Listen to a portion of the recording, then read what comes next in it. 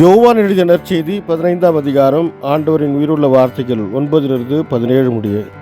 என் தந்தை என் மீது அன்பு கொண்டுள்ளது போல நானும் உங்கள் மீது அன்பு கொண்டுள்ளேன். என் அன்பில் நிலைத்திருங்கள்.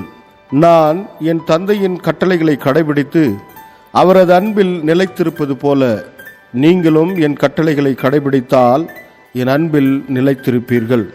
என் மகிழ்ச்சி உங்களுள் இருக்கவும் உங்கள் மகிழ்ச்சி நிறைவு பெறவுமே இவற்றை உங்களிடம் சொன்னேன். நான் உங்களிடம் அன்பு கொண்டிருப்பது போல நீங்களும் ஒருவர் மற்றவரிடம் அன்பு கொண்டிருக்க வேண்டும் என்பதே என் கட்டளை. தம் நண்பர்களுக்காக உயிரை கொடுப்பதை விட சிறந்த அன்பு யாரிடமும் இல்லை.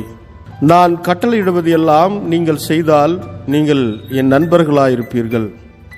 இனி நான் உங்களை பணியாளர் என்று சொல்ல மாட்டேன், ஏனெனில் தம் தலைவர் செய்வது என்னது என்று பணியாளருக்கு தெரியாது.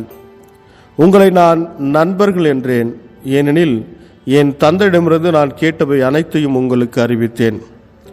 நீங்கள் என்னை தெரிந்து கொள்ளவில்லை, நான் தான் உங்களை தெரிந்து கொண்டேன். நீங்கள் கனி தரவும் நீங்கள் தரும் கனி நிலைத்திருக்கவும் உங்களை ஏற்படுத்தினேன்.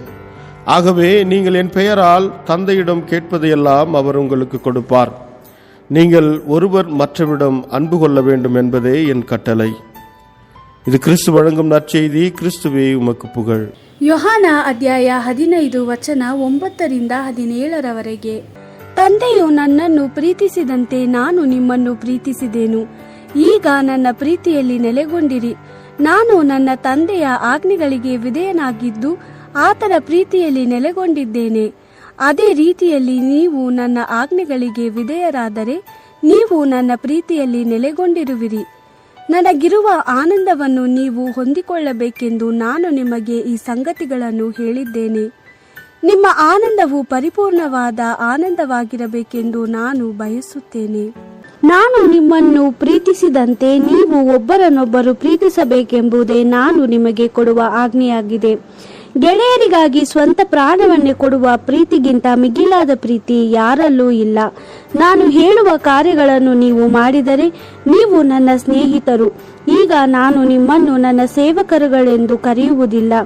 ಯಜಮಾನನ ಕೆಲಸ ಕಾರ್ಯಗಳು ಸೇವಕನಿಗೆ ತಿಳಿದಿರುವುದಿಲ್ಲ. ಆದರೆ ಈಗ ನಾನು ನಿಮ್ಮನ್ನು ನನ್ನ ಗೆಳೆಯರೆಂದು ಕರೆಯುತ್ತೇನೆ, ಏಕೆಂದರೆ ನನ್ನ ತಂದೆಯಿಂದ ಕೇಳಿದ ಪ್ರತಿಯೊಂದನ್ನು ನಾನು ನಿಮಗೆ ಹೇಳಿದ್ದೇನೆ. ನೀವು ನನ್ನನ್ನು ಆರಿಸಿಕೊಳ್ಳಲಿಲ್ಲ, ನಾನು ನಿಮ್ಮನ್ನು ಆರಿಸಿಕೊಂಡೆನು. ನೀವು ಹೊರಟು ಹೋಗಿ ಫಲ ಕೊಡಬೇಕು. ಇದೇ ನಾನು ನಿಮಗೆ ಕೊಟ್ಟಿರುವ ಕೆಲಸ. ಈ ಫಲವು ನಿಮ್ಮ ಜೀವನದಲ್ಲಿ ಶಾಶ್ವತವಾಗಿರಲಿ ಎಂಬುದೇ ನನ್ನ ಬಯಕೆ. ಹೀಗಿರಲಾಗಿ ನೀವು ನನ್ನ ಹೆಸರಿನಲ್ಲಿ ಏನು ಕೇಳಿಕೊಂಡರೂ ತಂದೆಯು ಅದನ್ನು ನಿಮಗೆ ಕೊಡುವನು. ನೀವು ಒಬ್ಬರನ್ನೊಬ್ಬರು ಪ್ರೀತಿಸಬೇಕೆಂಬುದೇ ನನ್ನ ಆಜ್ಞೆ. ದೇವರ ವಾಕ್ಯವಿದು. ದೇವರಿಗೆ ಕೃತಜ್ಞತೆ ಸಲ್ಲಲಿ. Gospel according to John chapter 15 verse 9-17. As the Father has loved me, so I have loved you. Remain in my love. You will remain in my love if you keep my commandments. Just as I have kept my Father's commandments and remain in his love. I have told you all this that my own joy may be in you and your joy may be complete. This is my commandment, that you love one another as I have loved you. There is no greater love than this, that one gives one's life for one's friends. And you are my friends if you do what I command you. No longer do I call you servants, because a servant does not know what his master's business is. Instead, I call you friends, since I have made known to you everything I learned from my Father. You did not choose me, it was I who chose you, and sent you to go and bear much fruit, fruit that will last, and everything you ask the Father in my name he will give you. My commandment to you is this: love one another. The Gospel of the Lord. Praise to you, Lord Jesus Christ.